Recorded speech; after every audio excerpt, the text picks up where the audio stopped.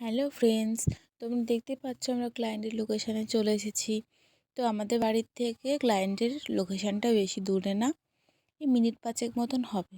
তো ওখানে আমরা প্রায় চলে গেছি, তখন ২:৩০ মতন বাজে। তো আমরা গিয়ে দেখি যে ক্লায়েন্টের কিছুই করানো হয়নি, আশীর্বাদও হয়নি না, আর স্নান করানোও হয়নি। তো তখন আমরা কি করব বসে থেকে, তখন ভাবলাম ছোট্ট একটা মিনি ব্লগ করে নিই। তো ওর জন্য তোমাদের সাথে এদের এখানটার ডেকোরেশনটা একটু শেয়ার করে নিলাম।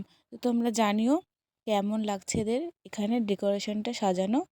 তো এখন একে আশীর্বাদ করানোর জন্যে লোক এসেছে। তো এখন তোমরা দেখতে পাচ্ছ আমাদের অবস্থা, শেষমেশ ক্লায়েন্ট এসে পৌঁছালো।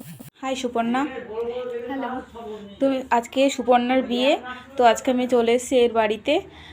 তো আজকে এর থেকে জেনে নিই যে আজকে ও কীরকম লুক চাই, বলো একটু। আমি তোমার যেরকম সাজিয়ে দেবে সেরকম লুক চাই।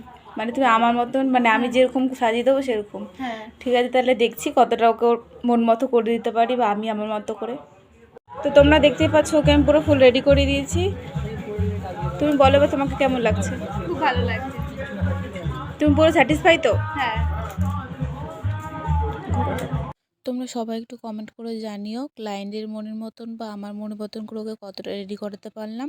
এরপর আবার তোমাদের সাথে দেখা হবে। By friends.